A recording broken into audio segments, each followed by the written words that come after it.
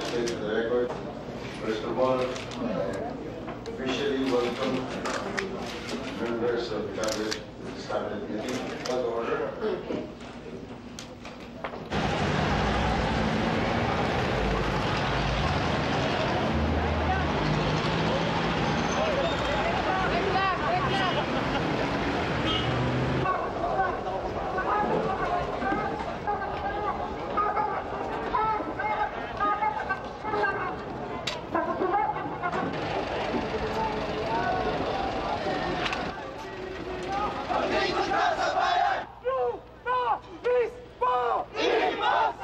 Bagong Pangulo ng Bansang Pilipinas, Pangulong Joseph Ejercito Estrada.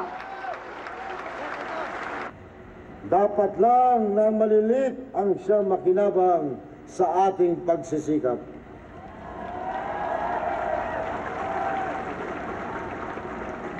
Sana sila rin, sana sila naman ay makabahagi.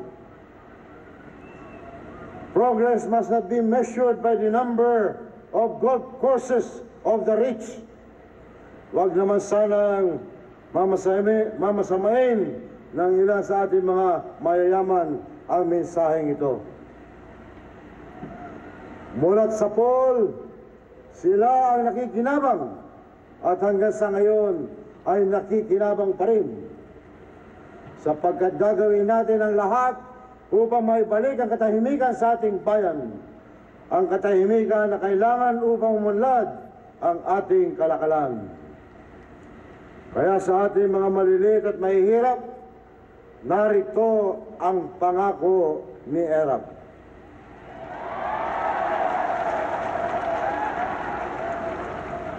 Kayo ang unang makikibahagi sa biyaya mula sa ekonomiya at mula sa pamahalaan. Sa abot ng aking makakaya, bibigyan natin ang masa ng disenteng tahanan, sapat na pagkain at pag-asa sa hinaharap.